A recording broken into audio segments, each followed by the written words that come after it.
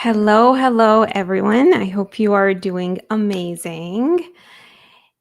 If you're not able to type in the chat, you can just tap and then you'll be able to type in the chat. And if you are having any difficulties, maybe you're on your iPhone, I highly recommend using Safari as your browser in order for you to interact. So before we get started, I am so excited. Please let me know in the chat where you are tuning from. Hi, Carlina, Texas. So awesome. I bet it's so warm there. We're freezing here in Toronto. Awesome. Anyone else? Beautiful. Okay. So, as we are waiting for everyone, I am quickly going to talk to you about the topic of the event. And it is finding your ideal role before Christmas. We are going to map the pathway to help you land your ideal role that's going to bring you joy so that you are in positions that are between $150K to $300,000. And before we get started, I want to know, what are some of your roles here? Any product managers in the house? Let me know. LA, California. Oh my God, I'm so jealous. And I hope you're doing well, Alanoush. Quebec City. Well, it is pretty frozen over there too. Okay, so put for me your roles right now. Are you a product manager, agile coach, VP of operations, director? I am so curious. Help me understand what your levels are so that I tailor the presentation for you. Okay, as you do that, here's a question that I want to ask all of you, and I want you to think about. What do you value the most in your life and in your career? So, these are some of the things after working with over 1,000 career transitioners that I've learned in terms of what people want to have in their career: more money, more freedom, doing what I love, more autonomy, relatedness, more time with loved ones, more decision-making power, less stress, more learning and growth, more recognition. Any of these resonate with you? Put for me in the chat which one resonates with you the most. And if there's anything else that would be considered happiness for you. Recognition and growth. Yes, absolutely. Beautiful. Okay, so this photo practically summarizes how I want you all to feel. These are clients that I've helped, and if I were to summarize how they feel, it's just one word: happiness. Why do we do what we do in our career? Wake up in the morning, commute, spend more time with our coworkers than our family. It's because we just want to be happy. We want to do meaningful work where we're recognized, where we're growing, where we're excited, where we're serving people, right? That's the whole point of it. The end goal isn't a resume. It isn't passing an interview. It isn't getting recruiters to contact you. The end goal is doing what stimulates you. Yes, I love that.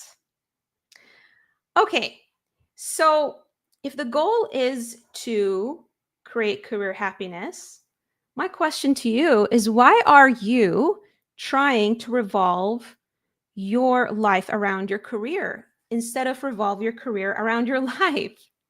Anyone guilty of that? I know that I have been. I was a management consultant for so many years. I used to travel. I used to take, 6 a.m. flights all the way to Minnesota in the dead of the winter, and I had no life. So I get it. If you are a high achiever, then you will definitely relate to this.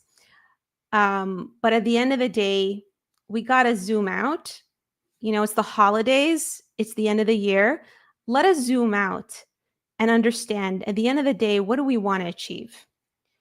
Okay, so here's what we're covering. We're going to talk about how to position yourself for 150K to 300,000 roles without starting over, without burning down your career, without spending years soul searching. But before we get into the framework of how to do that, I need to tell you a story because what I'm about to share with you, I actually learned the hard way. So I personally spent more than 34 years of my life feeling miserable. I actually immigrated from a country called Bahrain to Canada when I was 17 because I came from a very dysfunctional family. My dad was an alcoholic. And the pivotal moment for me was when my dad threw a can of car oil at me that almost killed me. So this is why I decided to make the move. Now, when I came to Canada, I spent a lot of my, career, more than 15 years, climbing up the ladder in Fortune 500 companies, working. I dealt with toxic environments that impacted my health.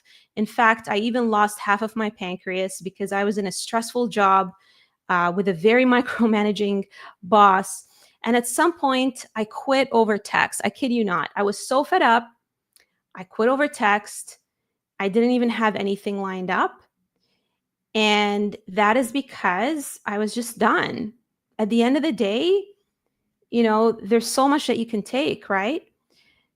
And a lot of, and this is a big reason why I'm here, everyone, is because, yeah, maybe I seem like your hero because I quit over text. A lot of you might have thought about it.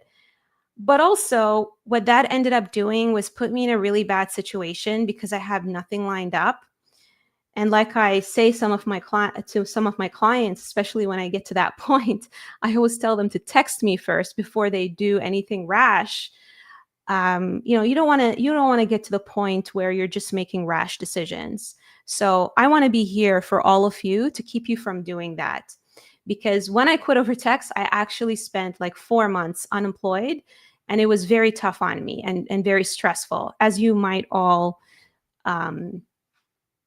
know, right? When you have financial obligations. So I've had all these successes with over 1,000 clients. I've helped, a truck driver go from being a truck driver to an agile mentor at a top gaming company in Portugal without even having a degree. I helped a doctor go from no tech experience to becoming a product manager, like a medical physician, actually. I helped an entrepreneur who was in Mexico land a role as a senior product manager at Amazon while he was still in Mexico and without even applying for the job. I helped someone who was trapped at an organization for more than 18 years and terrified of making a move because she did not know what else to do and she did not know if it was going to be any better. And she was scared of starting over. And I've also helped clients, get promoted, land better offers, like my client Randy, who ended up landing a director role, going from senior product manager to director. Even though his company kept telling him that they weren't going to promote him, I've helped a VP go to a CPO in a different industry.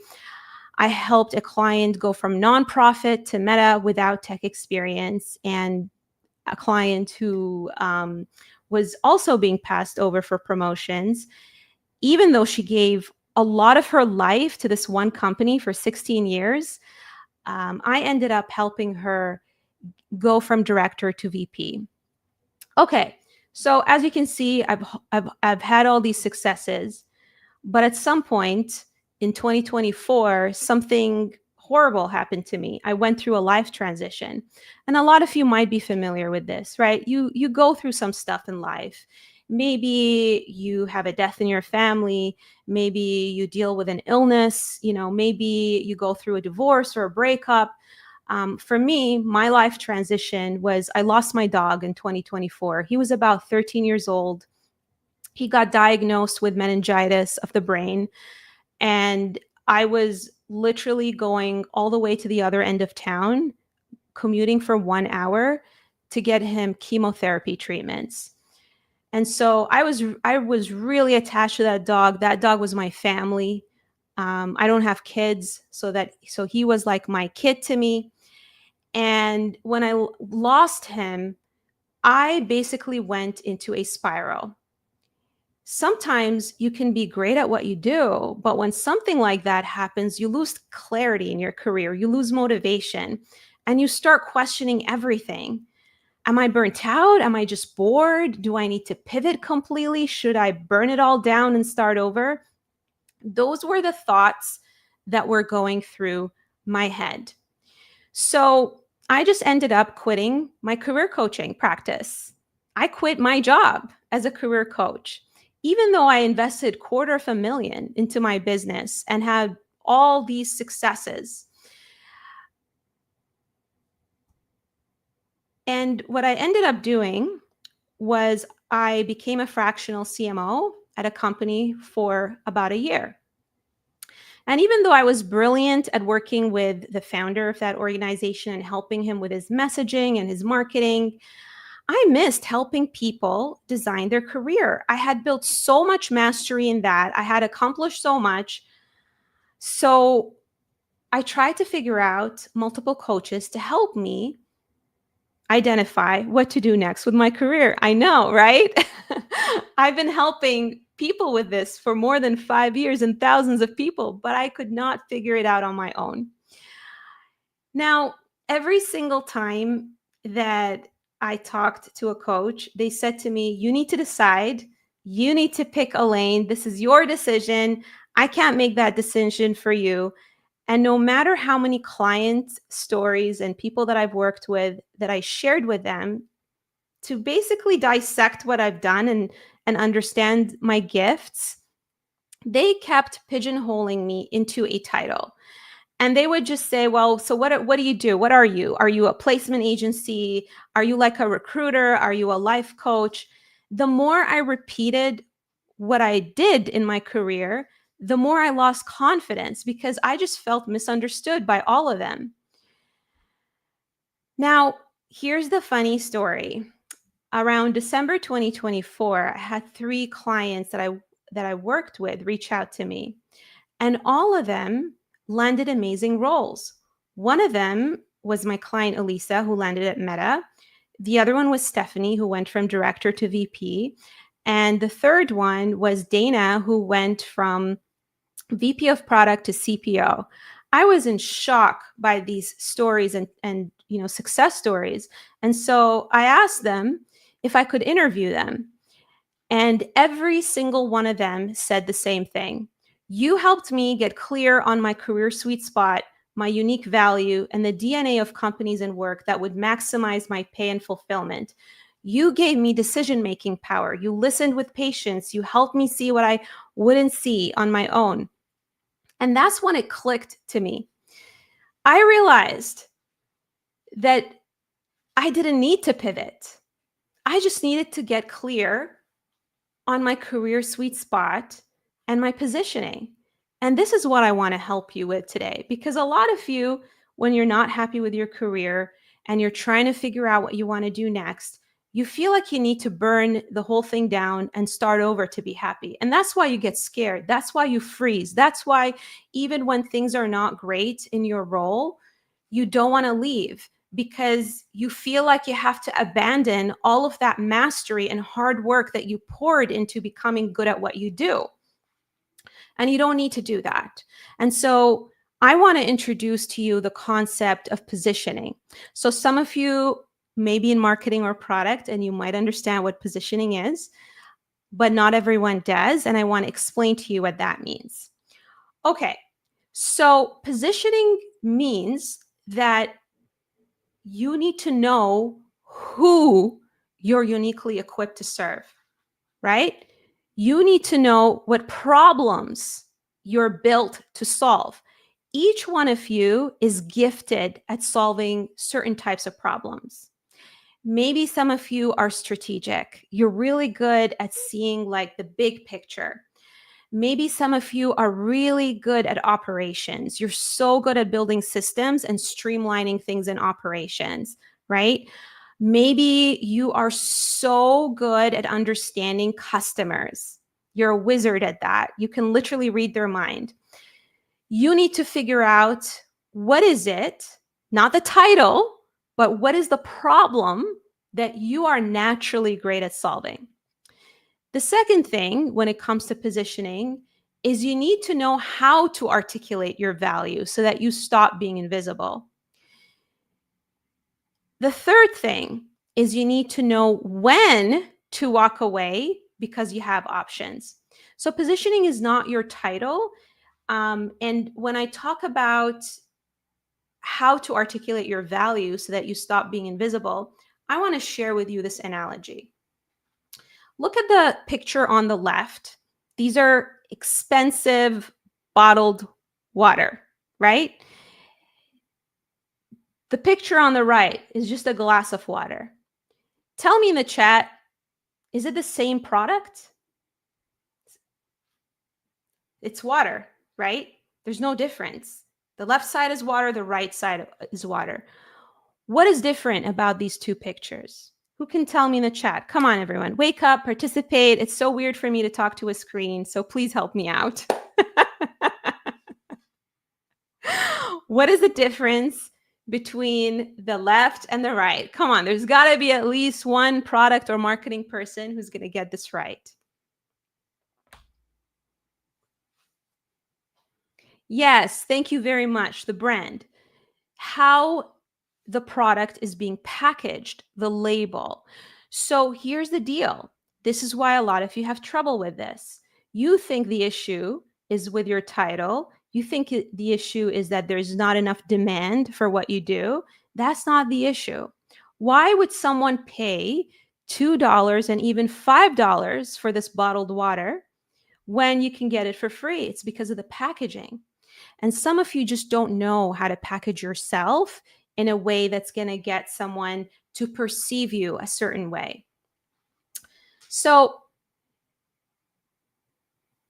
people who have the same title could be serving different people, could be solving different problems, could be articulating and packaging their value differently.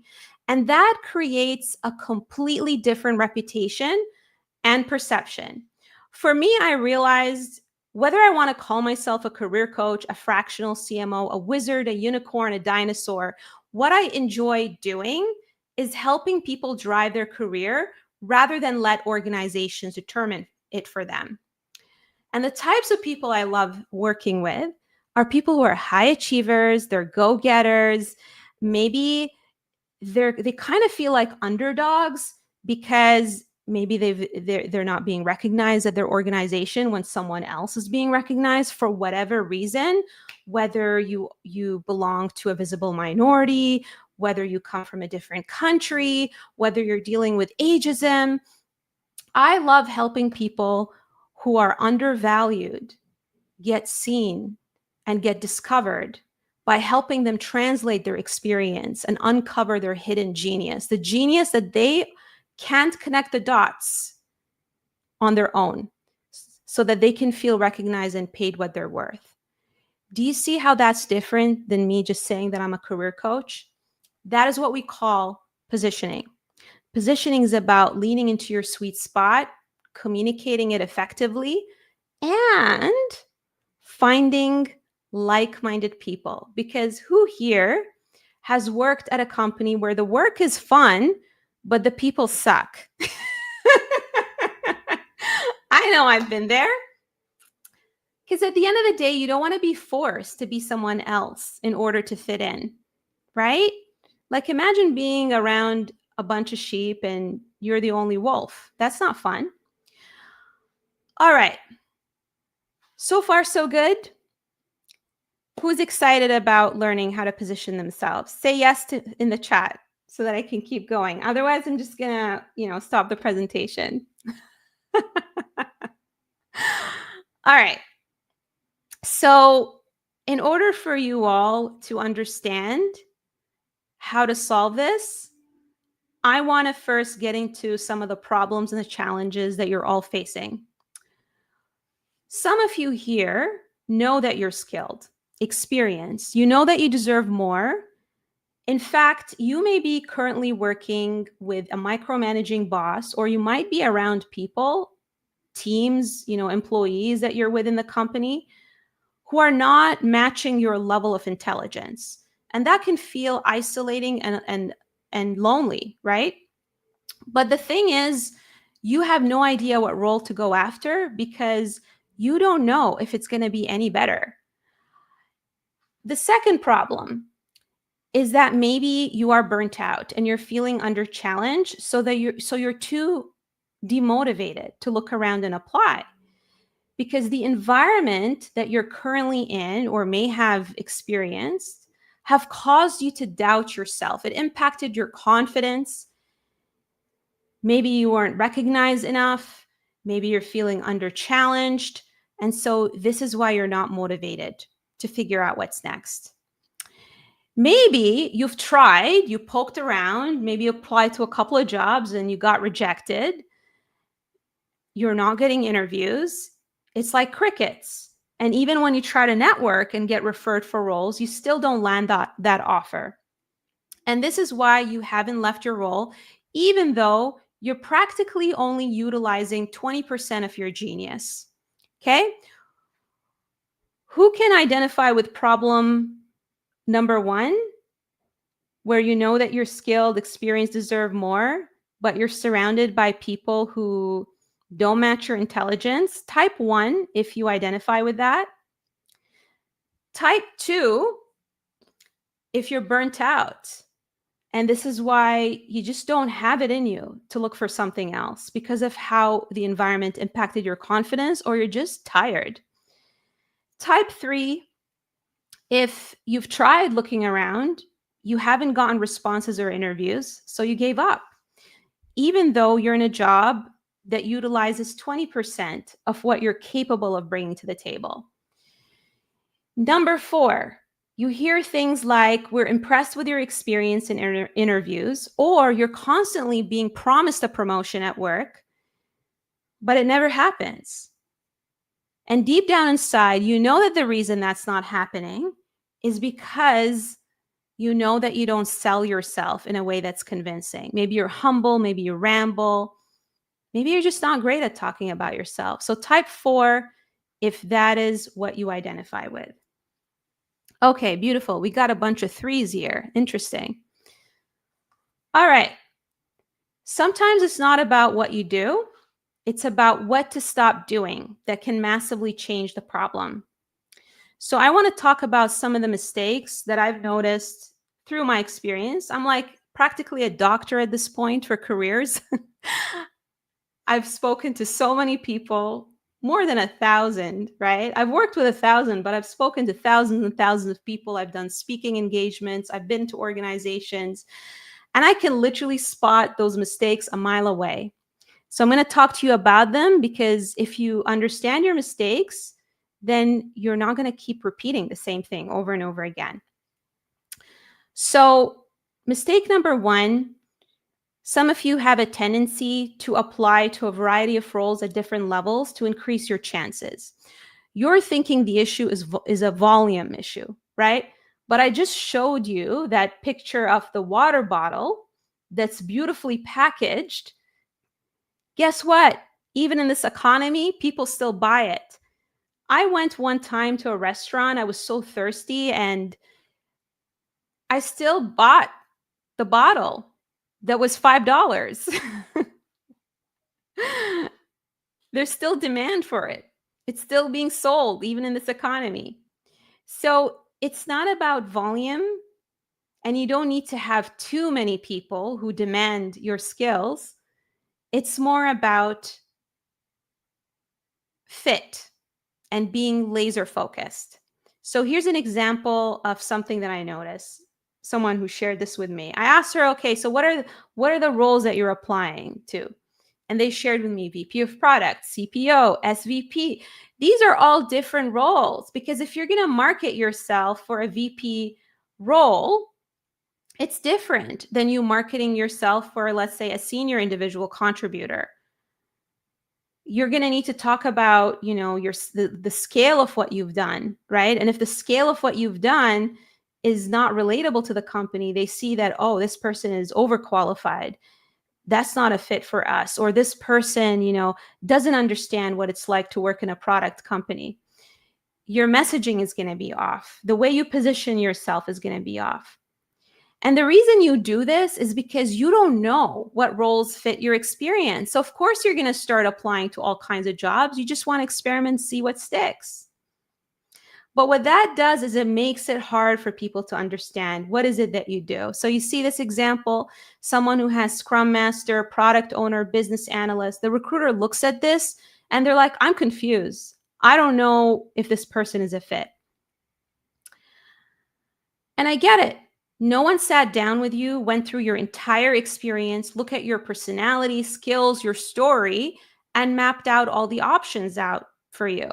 Because when you're inside the jar, it's hard to see the label from the outside, especially when you've done so many things. It becomes muscle memory for you. You don't even remember what you do. It's just automatic for you.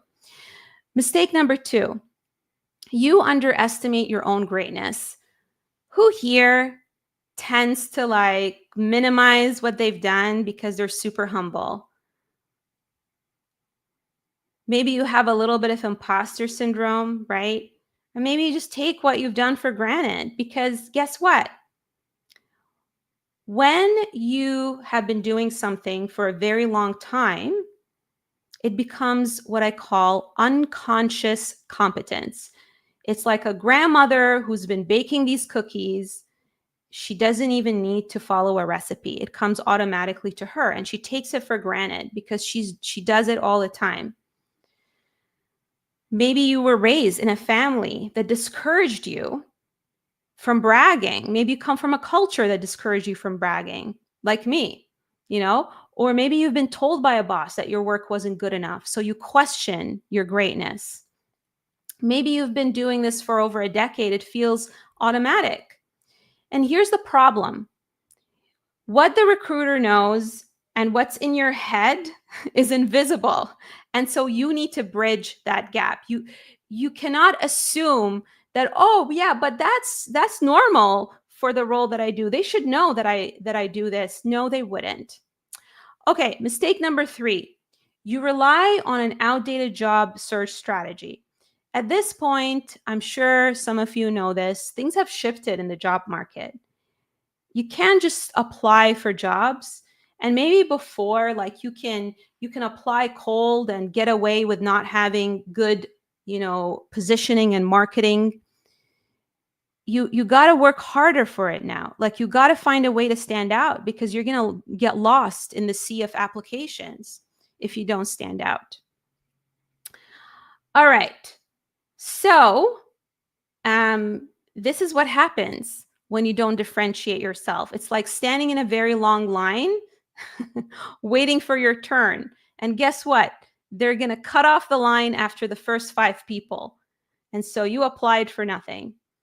And when they see your application, this is what it looks like from a recruiter perspective. When people apply and say the same thing over and over again and recycle the same ChatGPT stuff, right? You're not specific in your experience. You're not telling them why you're different. You're not going deep enough into explaining what you've done.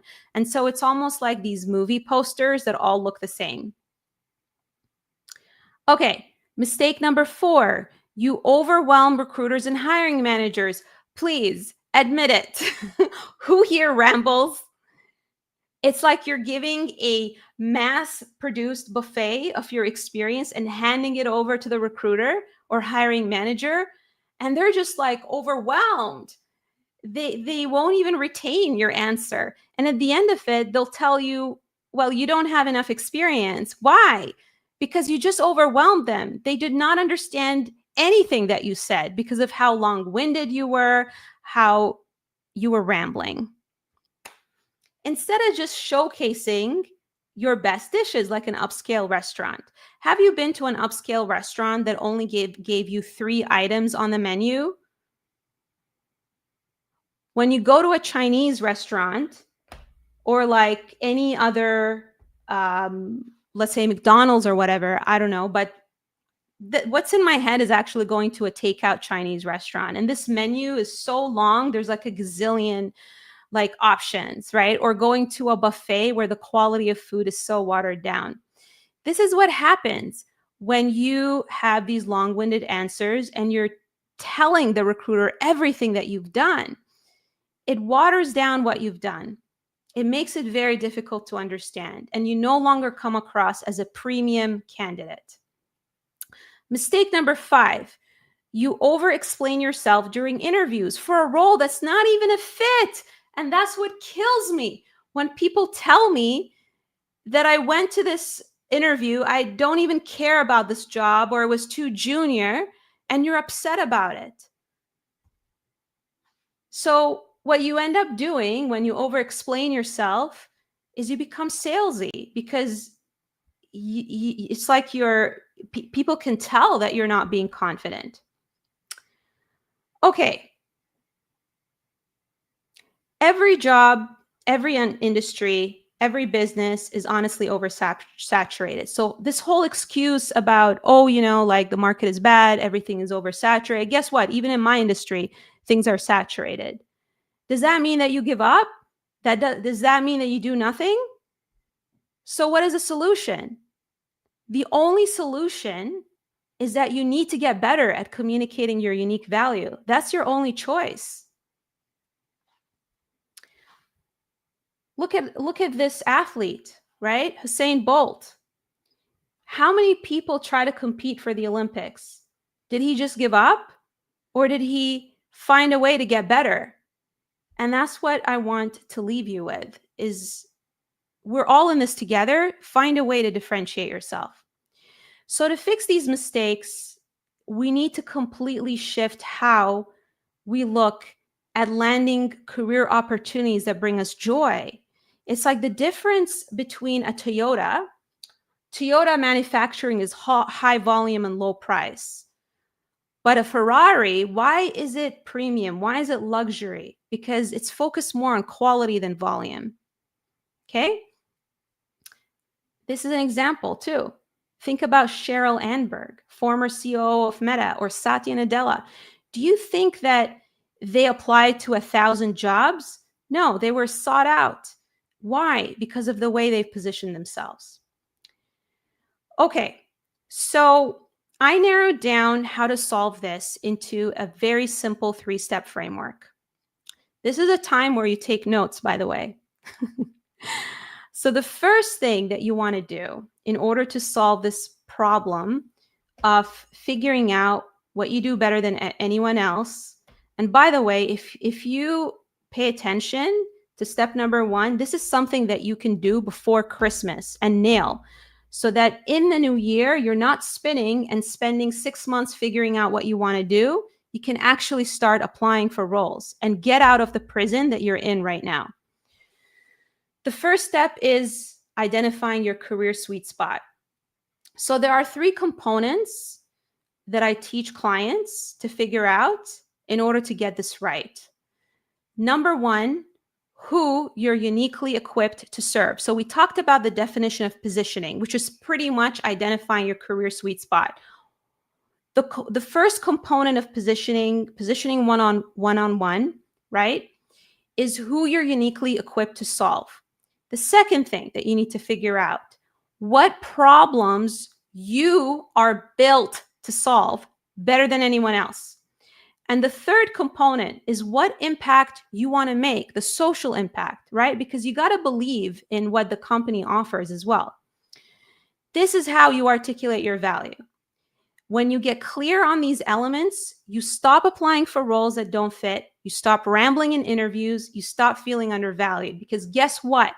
When you go through this exercise, you understand your worth and you become more focused, so that you're not wasting your time on opportunities that just don't make sense. Because even if you are a wizard at interviewing, you're still not going to get the job if it's not a fit. Okay, so let's break it down so that you all understand this. And again, this is something that I encourage you to take notes and maybe even plop in the chat, and tell me like who you're uniquely equipped to serve. Okay. So when it comes to understanding who you're uniquely equipped to serve, this is about understanding the DNA of companies where you thrive. And that's a big mistake also that I see people make is they only focus on roles and job descriptions and, like things they enjoy doing, but they don't factor in how the organizational culture is set up and if it matches their values. The second component is the types of leader you want to work with best. So I want you to imagine what type of boss you would love working with. Maybe you've had that boss in the past. Think about what are the qualities and values and characteristics that this boss has. And then the third aspect is the team dynamics. If you don't get along with your team, then they're not going to bring the best out of you. There's always going to be friction and arguments. Most people skip this step. They apply to roles based on title and salary. And here's the problem. Not every 200,000 role is created equal. You can land a $200,000 role and be miserable because the company culture doesn't fit you. Or you could land a 150K role and thrive because the DNA of the company maximizes your strengths. All right? And get promoted very quickly and end up with 300K in a span of a year versus being the 200K role forever, stagnant and miserable. Now, when it comes to figuring out who you're uniquely equipped to serve, this is an exercise as part of my career archetype assessment that I give all of my clients. And this is where I sit down with my clients and we get clear on what type of company brings out your best work. What type of leader do you need to succeed? What type of team dynamics allow you to shine? And when you get clear on this, you end up saving yourself time, right? And a lot of times when my clients go through this exercise, they become more confident. They get their mojo back. Some of my clients end up even getting promoted and they don't even have to leave their company. Okay, the second component is what problems you're built to solve. So we talk about who you're uniquely equipped to serve. Now we talk about what problems you're built to solve. This is where people get stuck because they think their value is tied to tasks, but that's not how hiring managers think. They don't care that you built a spreadsheet or that you came up with some kind of framework. They care about what problem you solved and what business outcome you helped them achieve. So instead of fixating over, I'm a senior product manager, maybe you want to think about, well, I help companies scale their product roadmap without sacrificing quality so that they can grow their revenue without burning out their team, right? That's an example of being clear about the problem that you are built to solve. The third component is the social impact. Think about what products or services do you believe in? Customers you enjoy helping? How do you want to make lives better? What legacy do you want to leave behind? All right, so I gave you those three components. I hope you took notes. Listen, if you still can't figure it out, that's normal. I don't want you to get frustrated because I will tell you right now that my clients, when we go through this exercise, I'm like that person on the outside who goes through their stories and helps them connect the dots, because when you're inside the jar, you can't read the label. And that's exactly why, even though I'm a career coach, I couldn't even figure that out on my own, what direction I need to go. I had to hire coaches to help me. Okay, so when you figure that out too, that's how companies see you, as someone who's premium and they're willing to pay top dollars. All right, let's get into the second component of the framework. We figured out that you need to identify your career sweet spot. Obviously, that's not enough. Obviously, you knowing what your career sweet spot is not enough. You need to be able to articulate it. Now, the best way to articulate it is to tell your story, not read your resume. Tell your story. Now, I understand that this is challenging because you're expected to sum up years of experience in 2 minutes. And then you end up hearing, well, we went with another candidate. But here's the deal. when you learn how to tell your story in a way that connects the dots for the recruiter and the hiring manager, and you're interviewing with the hiring manager, and you'll start saying things like, I went, through this experience where I built this machine learning dashboard, and oh my goodness, um, the data quality was so horrible because we had so many, different disconnected data sources, and no one knew what data source was accurate. And they're like, oh my God, that's exactly what we're going through. They're going to want to hire you. But when you just say, yeah, I built a machine learning dashboard, and it used, I had some Python scripts and blah, blah, blah, that's not going to be convincing. See, the thing is, stories create connection and emotional resonance. And I want you to name like one leader who isn't a great storyteller. Look at all these leaders. Tell me, name a leader that you know who doesn't have a story. You're not going to be able to name one that doesn't have a story, right? I mean, even Steve Jobs, no one knew about him, but as soon as he started becoming a storyteller, everyone started knowing about him. And Apple stocks like shot up the roof. Okay. In fact, one of my clients who went through an insane career transition from being a medical doctor to product manager, she didn't have the title, she didn't have tech experience, but the reason she was able to break into the role is because she told her story. We went through all of her stories, and one of them was about how she actually built her clinic. And I said, wait a second, you built your own clinic and you used electronic medical records? That's literally what product managers do. You literally launched a product. And so we used that story despite not having the product manager title, and she ended up getting hired. Now, when you tell a story, a lot of you are so fixated about metrics and quantifying your achievements because that's what you've been told by a lot of resume writers and career coaches.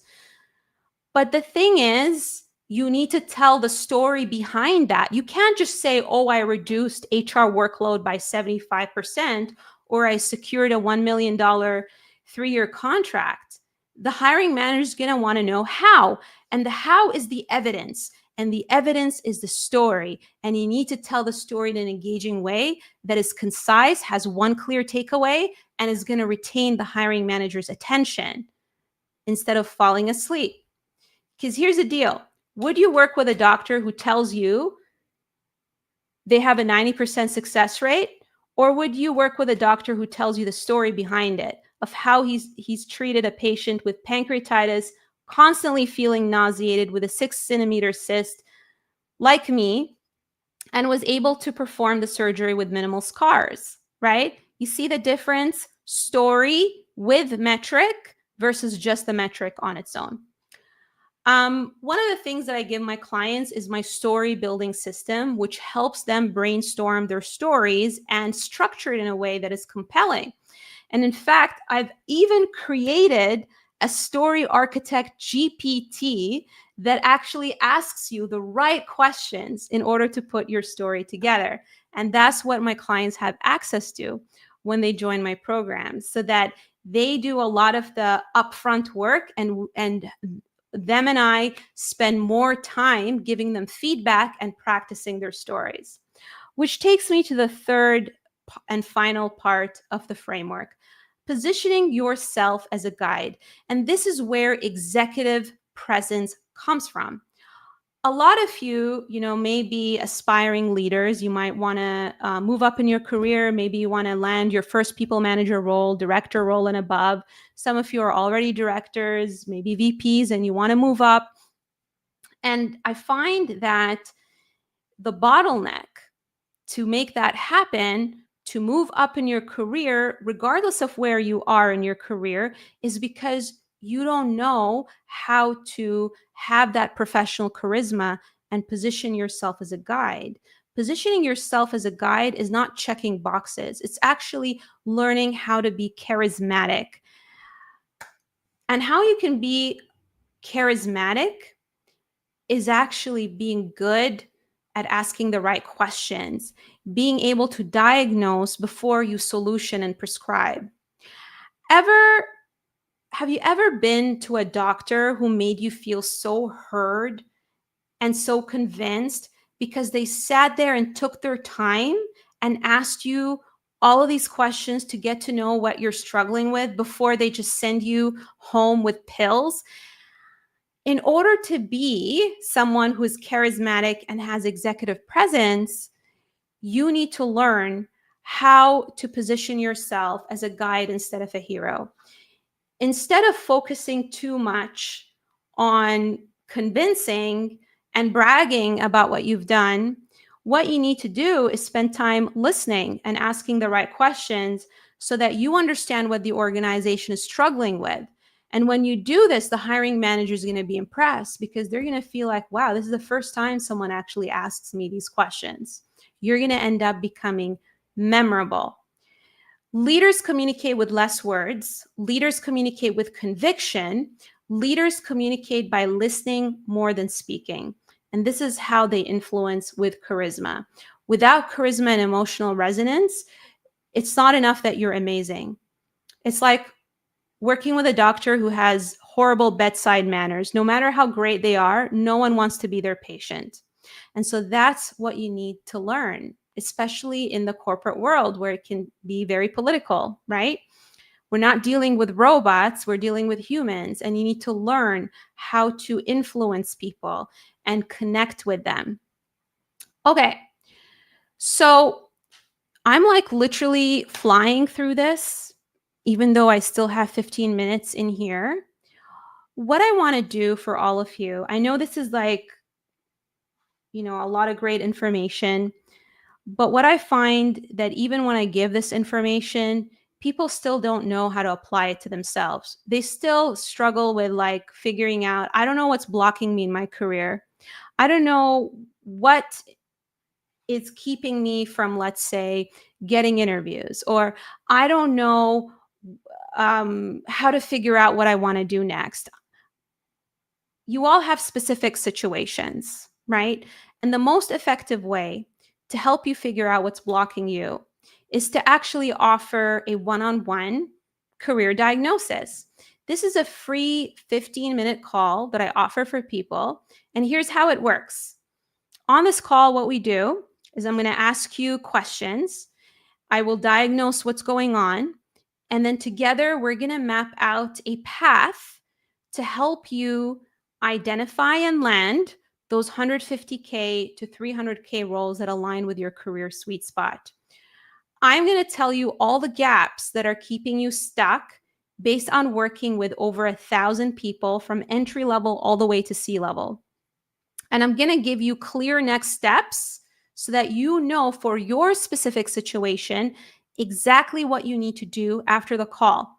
Now, if we find that we're a fit and you tell me, well, I want you to help me implement this, I want you to be my partner in this journey, then of course we can explore that. Either way, whether we work together or not, I want everyone on this call, and I'll put a caveat here because my calendar, is limited. So I really encourage you to take action and not sleep on this. Make this happen. We literally have a week left before Christmas, right? Then we have a bit of a blackout period. So don't be that person who waits until, January 2nd, mid-January, and then by the time, you take action, it'll take you over a month to figure this out. And then you find yourself spring or summer in a job that you still hate, right? So either way, when you book this call, I want to empower you with clarity on how to position yourself so you're not wasting your time doing all the wrong things and not wasting your life and your happiness. Is just not worth it to be in a role that you don't enjoy. Okay? So, how do you book this call? Very, very simple. Here is the direct link. I'm going to drop it in the chat. You just have to click on that link and then you can book your 15-minute diagnosis. I really encourage you to give me as much detail as possible and answer the questions so that we can really spend more time, diagnosing and coming up with the path. The other way, if you're on your phone and you can't click, on my LinkedIn profile, if you go there, you are going to see in my featured card, if you scroll down, you are going to see a card that you can click on to book your career diagnosis. And I'm trying to see if I can share my screen here. Let me see if I can do that without messing anything up. All right, let's see. There we go. There we go. The joys of technology. Okay, so this is my profile.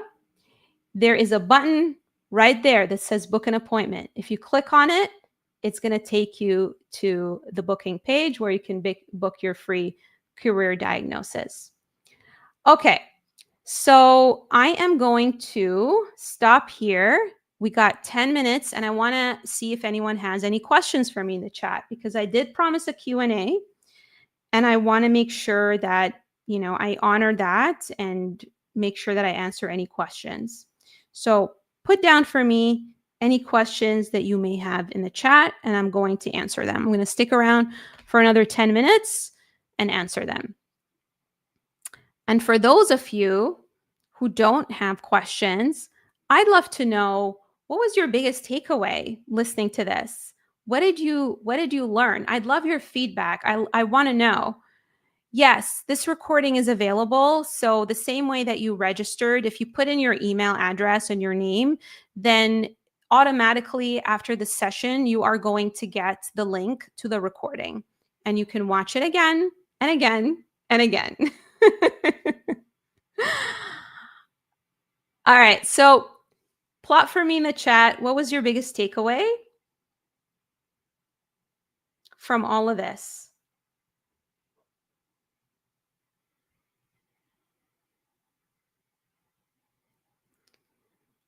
Let's say out of all of these like three steps that I gave you, what do you feel was your aha moment? Oh, we got a question. How do we assess if the roles we are looking for is even available in the organization? So before you even get there, before you even figure out if it's available, I would encourage you to actually start with being clear about the value that you bring to the table. Because guess what? If you've done this before and you've solved these problems before, chances are there's an organization out there that needs your help. Okay? And when you brand yourself the right way, I've had clients who like I shared with you, didn't even need to apply because they were very clear about what they offer. They got found. I mean, it's the same way that you found me, right? You didn't find me on some job board. You found me because my messaging spoke to you, right? So I work with clients on multiple ways to obviously bring traffic and eyeballs on their profiles. One of them, is through LinkedIn. One of them obviously is through networking. One of them is the way that we design the resume has the right messaging. I mean, I've had clients who literally got like 6 interviews in a span of 2 weeks just by applying cold. And she was confused. She's like, everyone is telling me that I should be networking more and doing all these things. And I said, yeah, you can network, you can apply cold, but if you're not communicating your value in an effective way, then you're not going to get interviews.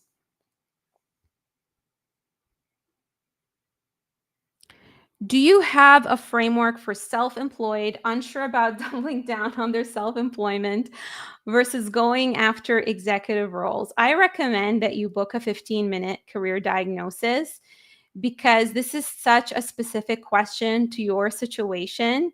and I don't think I'm going to do it justice explaining it here. As you may have noticed at the beginning of the presentation, I told you the story of how I was a fractional CMO for an organization.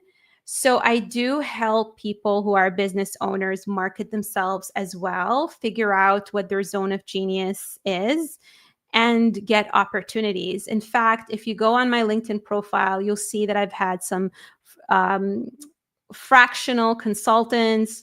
I've worked with career coaches. I've worked with people in real estate. I've worked with consultancies, um, different types of business owners. At the end of the day, whether you're a business owner or you're a professional, it's your career.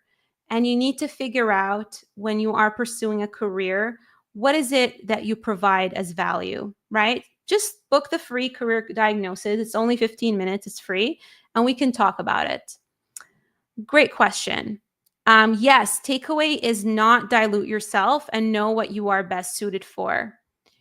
How do we know how much we are worth? Are there any tools? Yes. So no, I do not have automated tools because you don't need another GPT or some watered down tool. You need someone to have a conversation with you.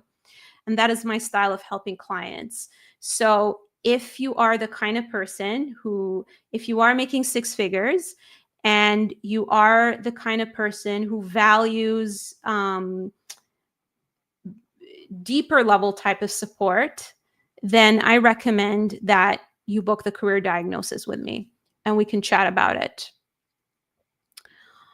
Yes, reignited my career goals for the new year. Love it, love it, love it. Do you have a framework? Yeah, we talked about that. Excellent. Okay, so those are all the questions. Wonderful. We got 5 minutes left, and I wanted to thank you all for being here. Listen, I know what it's like to, as I mentioned, earlier in my presentation, I know what it's like to feel torn about what you want to do, especially if you have been doing the same thing for many years, or you just are going through some kind of life transition, um, or you're feeling burnt out. I've been through all of the things that my clients have gone through. And what I'll say is my biggest regret when I went through these situations is I didn't get help sooner, because it's always helpful to talk through it with someone else on the outside versus percolate on it and struggle with this on your own. One of the things that I also have within my client base is a wonderful, wonderful community. And what I'll tell you is having being part of a community and around people who are going through the same thing really makes a huge, huge, huge difference. Even for me, like as a business owner, like I was going through some stuff and I noticed that someone else posted about it, and I just reached out to her and we talked, and we realized that we have so many things in common, and that just made a huge difference, right? So don't be that person who creates these New Year resolution, gives yourself another excuse not to do anything, and then forget about it. Take advantage of what I've shared with you. I don't always offer this, and I know that my calendar gets pretty booked. I just opened up a bunch of spots, and I might take them away, next week, especially if my calendar gets full. So I encourage you to take advantage of booking that free career diagnosis so that I can give you specific advice to you versus generic advice. How do you apply to banking or financial roles or even pharmaceutical roles when you have not previously worked in such domains? Great question. I shared with you multiple examples of how people who did not have the domain industry, like a doctor as an example, who broke into tech and product, and my client Elisa, who went from policy and nonprofit to working at Meta. It is very possible to make these types of career transitions, but we need to look through your experiences and we need to connect the dots. Obviously, I don't have your experience in front of me. I don't know what you've done. I don't know your story. So it's hard for me to tell you if it's possible or not, and if it even makes sense. So what I recommend that you do is, book the 15-minute career diagnosis, and we can figure that out. We can map your path to 150K to 300K roles that you deserve and align with your entire potential. Okay, friends, I will bid you farewell. I have to jump off this live because I have clients that I need to help, that I absolutely love helping. Thank you so much for being here. I hope that you all learned a lot. I hope you have happy holidays, and I hope some of you reach out. Don't be shy, and we can have a conversation and see how I can help. Okay, happy Friday. Thank you, everyone.